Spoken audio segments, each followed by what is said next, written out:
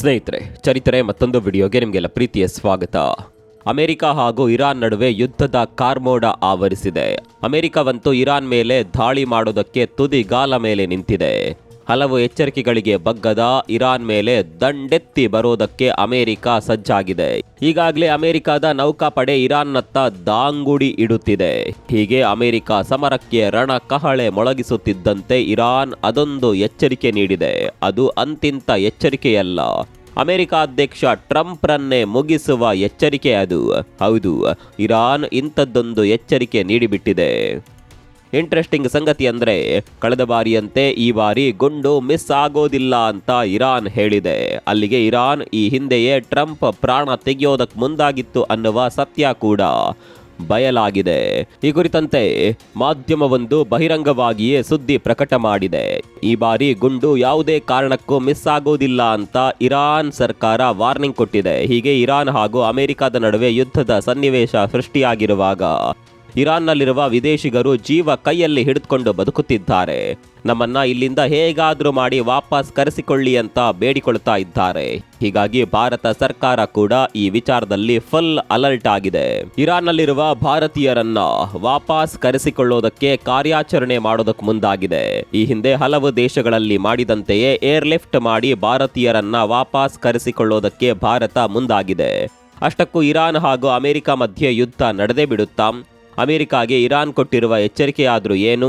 Warning ಕೊಟ್ಟ ರೀತಿಯೇ Iran America ಅಧ್ಯಕ್ಷರ ಕತೆ ಮುಗಿಸಿಬಿಡುತ್ತಾ? ಭಾರತ ಯಾವ ರೀತಿಯ ಕಾರ್ಯಾಚರಣೆ ಮಾಡಲಿದೆ ಎಲ್ಲವನ್ನ ಡೀಟೇಲ್ ಆಗಿ ತೋರಿಸ್ತೀವಿ ನೋಡಿ.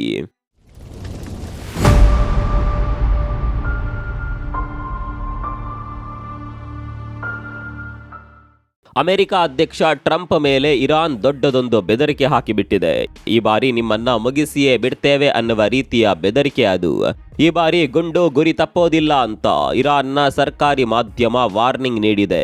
ಸುದ್ದಿ ಬಂದಿರೋದು ಇರಾನ್ ಸರ್ಕಾರಿ ಮಾಧ್ಯಮದಿಂದ ಆಗಿರೋದ್ರಿಂದ ಇದು ಇರಾನ್ ಸರ್ಕಾರದ ಎಚ್ಚರಿಕೆ ಅಂತಾನೆ ಪರಿಗಣಿಸಲಾಗ್ತಾ ಇದೆ. ಇಲ್ಲಿ ಒಂದು ಪದವನ್ನ ನೀವು ಸೂಕ್ಷ್ಮವಾಗಿ ಗಮನಿಸಬೇಕು. ಈ ಬಾರಿ ಗುಂಡು ಗುರಿ ತಪ್ಪೋದಿಲ್ಲ ಅಂತ ಒತ್ತಿ ಹೇಳಿದ್ದಾರೆ. ಅಂದರೆ ಈ ಹಿಂದೆ ನಡೆದ ಪ್ರಯತ್ನಗಳು ವಿಫಲವಾಗಿತ್ತು ಅಂತ ಅರ್ಥ. ಯಾವುದು ಆ ಪ್ರಯತ್ನ ಅಂತ ಕೇಳಿದ್ರೆ ಕಣ್ಣ ಮುಂದೆ ಬರೋದು 2024ರಲ್ಲಿ ನಡೆದ ಚುನಾವಣಾ ಪ್ರಚಾರ. ಈಗ ನಿಮಗೂ ಕೂಡ ಆ ಘಟನೆ ನೆನಪಾಗಿರಬಹುದು.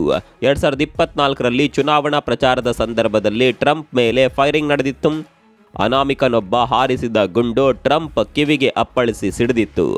ಇಲ್ಲಿ ಗುರಿ ಇಟ್ಟಿದ್ದು ಟ್ರಂಪ್ ತಲೆಗೆ, ಆದರೆ ಅದು ಜಸ್ಟ್ ಮಿಸ್ ಆಗಿತ್ತು. ಇಟ್ಟ ಗುರಿ ಅಂದು ಮಿಸ್ ಆಗಿತ್ತು. ಆದರೆ ಈ ಬಾರಿ ಯಾವುದೇ ಕಾರಣಕ್ಕೂ ಗುಂಡು ಗುರಿ ತಪ್ಪೋದಿಲ್ಲ ಅಂತ ಇರಾನ್ ಹೇಳಿದೆ. ಅದು ಕೂಡ ಅಂದಿನ ಫೋಟೋವನ್ನ ಹಾಕಿ ಸುದ್ದಿ ಪ್ರಕಟ ಮಾಡಲಾಗಿದೆ. ಸ್ನೇಹಿತರೆ, ನಿಮಗೆ ಗೊತ್ತಿರಲಿ, ಟ್ರಂಪ್ ಮೇಲೆ ಹಲವು ಬಾರಿ ಹತ್ಯೆ ಪ್ರಯತ್ನಗಳು ನಡೆದಿತ್ತು. 2022ರಲ್ಲಿ ಕೂಡ ಒಮ್ಮೆ ಗುಂಡಿನ ದಾಳಿ ನಡೆದಿತ್ತು. ಅದು ಕೂಡ ಯಶಸ್ವಿಯಾಗಿರಲಿಲ್ಲ. ಹಾಗಂತ ದಾಳಿಯನ್ನ ಇರಾನೇ ಮಾಡಿದೆ ಅಂತಲ್ಲ. ಆದರೆ ಈ ಬಾರಿಯ ಹತ್ಯೆ ಪ್ಲಾನ್ ಅನ್ನ ಇರಾನೇ ಮಾಡ್ತಾ ಇದೆ ಅನ್ನೋದಕ್ಕೆ ಇರಾನ್ನ ಸರ್ಕಾರಿ ಮಾಧ್ಯಮದಲ್ಲಿ ಪ್ರಕಟವಾದ ಸುದ್ದಿಯೇ ಸಾಕ್ಷಿ. ಇರಾನ್ ಹೇಳಿದಷ್ಟು ಸುಲಭದಲ್ಲಿ ಅಮೆರಿಕ ಅಧ್ಯಕ್ಷರನ್ನ ಟಚ್ ಮಾಡೋದಕ್ಕೆ ಸಾಧ್ಯವಿಲ್ಲ. ಚುನಾವಣಾ ಪ್ರಚಾರದ ಸಂದರ್ಭಕ್ಕೂ ಈಗಿನ ಸಿಚುವೇಶನ್ಗೂ ಅಜಗಜಾಂತರ ವ್ಯತ್ಯಾಸ ಇದೆ. ಈಗ ಟ್ರಂಪ್ ಅಮೆರಿಕದ ಅಧ್ಯಕ್ಷ ಸ್ಥಾನದಲ್ಲಿದ್ದಾರೆ.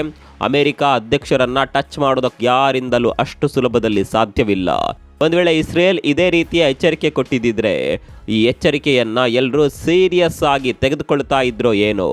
ಆದರೆ ಇರಾನ್ ಬಳಿ ಅಷ್ಟು ಸಾಮರ್ಥ್ಯ ಇಲ್ಲ ಅನ್ನೋದು ಎಲ್ಲರಿಗೂ ಗೊತ್ತಿದೆ. ಹಾಗಂತ ಇಲ್ಲಿವರೆಗೆ ಅಮೆರಿಕ ಅಧ್ಯಕ್ಷರನ್ನ ಹತ್ಯೆ ಮಾಡಿಯೇ ಇಲ್ಲ ಅಂತಲ್ಲ. ಜಾನ್ ಎಫ್ ಕೆನಡಿ ಹತ್ಯೆ ಪ್ರಕರಣ ನಿಮಗೆ ನೆನಪಿರಬಹುದು. ಅದೇ ರೀತಿ ಈ ಬಾರಿ ದಾಳಿಯಾದರೂ ಅಚ್ಚರಿ ಇಲ್ಲ. ಹೀಗೆ ಒಂದು ಕಡೆಯಲ್ಲಿ ಇರಾನ್ ಎಚ್ಚರಿಕೆ ಕೊಡ್ತಾ ಇದ್ರೆ, ಮತ್ತೊಂದು ಕಡೆಯಲ್ಲಿ ಅಮೆರಿಕ ಇರಾನ್ನತ್ತ ದಂಡೆತ್ತಿ ಬರ್ತಾ ಇದೆ. ಅದಕ್ಕೆ ಸಾಕ್ಷಿ ಅನ್ನುವ ಹಾಗೆ ಅಮೆರಿಕ ತನ್ನ ನೌಕಾಪಡೆಯನ್ನ ಮಧ್ಯಪ್ರಾಚ್ಯದತ್ತ ರವಾನೆ ಮಾಡಿದೆ ಅನ್ನುವ ಸುದ್ದಿ ಬರ್ತಾ ಇದೆ.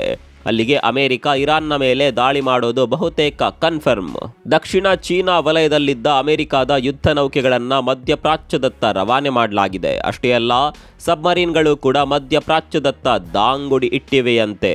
ಹೀಗೆ ಯುದ್ಧದ ಸನ್ನಿವೇಶ ಸೃಷ್ಟಿಯಾಗ್ತಾ ಇದ್ದಂತೆ ಭಾರತ ಅಲರ್ಟ್ ಆಗಿದೆ. ಇರಾನ್ನಲ್ಲಿರುವ ಭಾರತೀಯರನ್ನ ಸುರಕ್ಷಿತವಾಗಿಯೇ ವಾಪಸ್ ಕರೆಸಿಕೊಳ್ಳಲು ಸರ್ವ ತಯಾರಿಯನ್ನ ಆರಂಭ ಮಾಡಿದೆ. ಸ್ನೇಹಿತರೆ, ನಿಮಗೆ ಗೊತ್ತಿರಲಿ, ಇರಾನ್ನಲ್ಲಿ ಲಕ್ಷಾಂತರ ಭಾರತೀಯರು ವಾಸ ಮಾಡ್ತಾ ಇದ್ದಾರೆ. ಅದರಲ್ಲೂ ರಾಜಧಾನಿ ತೆಹರಾನ್ನಲ್ಲಿ 10,000ಕ್ಕೂ ಹೆಚ್ಚು ಮಂದಿ ಭಾರತೀಯರಿದ್ದಾರೆ. ಒಂದು ವೇಳೆ ಯುದ್ಧ ಆರಂಭವಾಗಿ ಬಿಟ್ರೆ ಎಲ್ಲರೂ ತೊಂದರೆ ಅನುಭವಿಸಬೇಕಾಗುತ್ತೆ. ಹೀಗಾಗಿ ಮುನ್ನೆಚ್ಚರಿಕೆ ಕ್ರಮವಾಗಿ ಭಾರತಕ್ಕೆ ಕರೆಸಿಕೊಳ್ಳೋದಕ್ಕೆ ಸಿದ್ಧತೆ ಆರಂಭವಾಗಿದೆ. ಈಗಲೇ ಇರಾನ್ ಅನ್ನ ತೊರೆಯಿರಿ ಅಂತ ಭಾರತ ಸರ್ಕಾರ ಸೂಚನೆಯನ್ನ ರವಾನೆ ಮಾಡಿದೆ. ಒಂದು ವೇಳೆ ವಿಮಾನ ಸಂಚಾರಗಳು ಸ್ಥಗಿತವಾದರೆ ಏರ್ಲಿಫ್ಟ್ ಮಾಡುವ ಮೂಲಕ ಭಾರತೀಯರನ್ನ ವಾಪಸ್ ಕರೆಸಿಕೊಳ್ಳೋದಕ್ಕೆ ಸಿದ್ಧತೆ ನಡೆಸಲಾಗಿದೆ. ಭಾರತ ಸರ್ಕಾರ ಈಗಾಗಲೇ ಇರಾನ್ ಸರ್ಕಾರದ ಜೊತೆ ನಿಕಟ ಸಂಪರ್ಕದಲ್ಲಿದ್ದು ಏರ್ಲಿಫ್ಟ್ ಮಾಡೋದಕ್ಕೆ ನಿಮ್ಮ ಸಹಕಾರ ಬೇಕು ಅನ್ನುವ ಮನವಿಯನ್ನ ಕೂಡ ಮಾಡಿದೆ.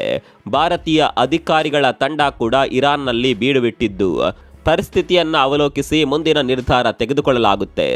ಸದ್ಯಕ್ಕೆ ಇರಾನ್ನಲ್ಲಿ ಭಾರತೀಯ ವಿದ್ಯಾರ್ಥಿಗಳು ಹೆಚ್ಚಿನ ಸಂಖ್ಯೆಯಲ್ಲಿದ್ದು ಬಹುತೇಕ ಕಡೆ ಇಂಟರ್ನೆಟ್ ಸೇವೆ ಸ್ಥಗಿತವಾಗಿರೋದ್ರಿಂದ ಸಂಪರ್ಕ ಕಷ್ಟ ಸಾಧ್ಯವಾಗಿದೆ. ಸದ್ಯದ ಮಾಹಿತಿ ಪ್ರಕಾರ ಶುಕ್ರವಾರ ಒಂದು ತಂಡವನ್ನ ಇರಾನ್ನಿಂದ ಏರ್ಲಿಫ್ಟ್ ಮಾಡುವ ಸಾಧ್ಯತೆ ಇದೆ.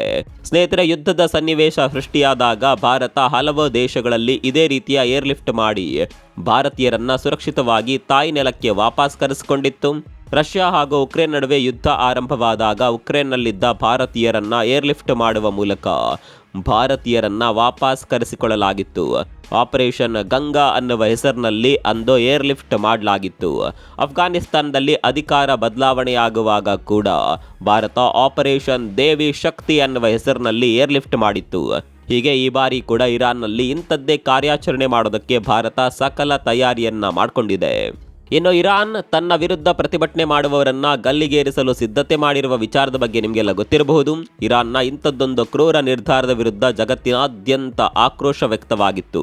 ಅಮೆರಿಕವಂತೂ ಗಲ್ಲು ಶಿಕ್ಷೆ ವಿಧಿಸಿದ್ರೆ ನಾವು ನೇರವಾಗಿ ದಾಳಿ ಮಾಡ್ತೇವೆ ಅಂತ ಎಚ್ಚರಿಕೆ ಕೊಟ್ಟಿತ್ತು.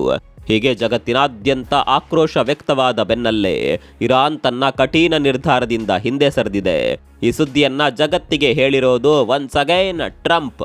ಈ ಕುರಿತು ಸೋಷಿಯಲ್ ಮೀಡಿಯಾದಲ್ಲಿ ಪೋಸ್ಟ್ ಮಾಡಿರುವ ಟ್ರಂಪ್, ಇರಾನ್ ಗಲ್ಲು ಶಿಕ್ಷೆಯ ನಿರ್ಧಾರದಿಂದ ಹೊರಬಂದಿದೆ. ನಾವು ಕೊಟ್ಟ ಎಚ್ಚರಿಕೆಯಿಂದಲೇ ಇರಾನ್ ಈ ರೀತಿಯ ನಿರ್ಧಾರ ತೆಗೆದುಕೊಂಡಿದೆ ಅಂತ ಈ ವಿಚಾರದಲ್ಲೂ ಕೂಡ ಟ್ರಂಪ್ ಕೊಚ್ಚಿಕೊಂಡಿದ್ದಾರೆ. ಇನ್ನು ಮಾನವ ಹಕ್ಕುಗಳ ಸಂಘಟನೆಯೊಂದು ನೀಡಿರುವ ಮಾಹಿತಿ ಪ್ರಕಾರ ಇರಾನ್ನಲ್ಲಿ ನಡೆಯುತ್ತಿರುವ ಪ್ರತಿಭಟನೆಯಲ್ಲಿ ಇಲ್ಲಿವರೆಗೆ 3,500ಕ್ಕೂ ಹೆಚ್ಚು ಮಂದಿ ಬಲಿಯಾಗಿದ್ದಾರೆ. 10,000ಕ್ಕೂ ಹೆಚ್ಚು ಮಂದಿ ಜೈಲು ಸೇರಿದ್ದಾರಂತೆ. ಒಂದಂತೂ ಸತ್ಯ, ಒಂದು ವೇಳೆ ಇರಾನ್ ಅಮೆರಿಕ ಹೇಳಿದಂತೆ ಕೇಳದೇ ಇದ್ರೆ ಅಮೆರಿಕ ದಾಳಿ ಮಾಡಿಯೇ ಮಾಡುತ್ತೆ. ಸದ್ಯ ಇರಾನ್ನಲ್ಲಿ ನಡೀತಾ ಇರುವ ಪ್ರತಿಭಟನೆಯನ್ನ ನೆಪವಾಗಿಟ್ಕೊಂಡೇ ಅಮೆರಿಕ ಇರಾನ್ನ ಮೇಲೆ ಮುಗಿಬೀಳುತ್ತೆ. ಯುದ್ಧಗಳನ್ನು ವಿರೋಧಿಸಿ ತೆರಿಗೆ ಹಾಕುವ ಟ್ರಂಪ್ ಇಲ್ಲಿ ಇರಾನ್ನ ವಿರುದ್ಧ ಯಾವ ರೀತಿಯ ಯುದ್ಧಕ್ಕಿಳಿತಾರೆ ಅನ್ನೋದು ಮಾತ್ರ ಗೊತ್ತಿಲ್ಲ. ಸ್ನೇಹಿತರೆ, ಕಳೆದ 1 ವರ್ಷದಿಂದ ಟ್ರಂಪ್ ನೀಡ್ತಾ ಇರುವ ಹೇಳಿಕೆಗಳನ್ನು ನೀವೆಲ್ಲ ಗಮನಿಸಿರಬಹುದು. ಅದರಲ್ಲೂ ಭಾರತ ಹಾಗೂ ಪಾಕಿಸ್ತಾನ ನಡುವಿನ ಯುದ್ಧದ ವಿಚಾರದಲ್ಲಿ ಟ್ರಂಪ್ ಮಾತನಾಡಿದ್ದಕ್ಕೆ ಲೆಕ್ಕವೇ ಇಲ್ಲ. ಭಾರತ ಹಾಗೂ ಪಾಕಿಸ್ತಾನ ನಡುವಿನ ಯುದ್ಧ ನಿಲ್ಲಿಸಿದ್ದು ನಾನೇ ಅಂತ 100 ಸಲ ಹೇಳಿರಬಹುದು. ಯುದ್ಧ ನಿಲ್ಲಿಸಿದ್ದಕ್ಕೆ ನನಗೆ ನೊಬೆಲ್ ಪ್ರಶಸ್ತಿ ಕೊಡಬೇಕು ಅಂತಾನು ಟ್ರಂಪ್ ಬಹಿರಂಗವಾಗಿಯೇ ಹೇಳ್ತಾ ಇದ್ರು. ಇಂತಹ ಶಾಂತಿ ಪ್ರಿಯ ಟ್ರಂಪ್ ಈಗ ಇರಾನ್ ಮೇಲೆ ದಾಳಿ ಮಾಡೋದಕ್ಕೆ ಮುಂದಾಗಿರೋದು ವಿಪರ್ಯಾಸ. ಅದೇನೇ ಇರಲಿ, ಇರಾನ್ನಲ್ಲಿ ನಡೀತಾ ಇರುವ ಬೆಳವಣಿಗೆಗಳು ದೊಡ್ಡ ಮಟ್ಟಕ್ಕೆ ವ್ಯಾಪಿಸುವ ಸಾಧ್ಯತೆ ಇದೆ. ಖಮೇನಿ ಪಟ್ಟದಿಂದ ಇಳಿಯುವವರೆಗೂ ಹೋರಾಟ ನಿಲ್ಲುವ ಲಕ್ಷಣಗಳು ಕಾಣಿಸ್ತಾ ಇಲ್ಲ.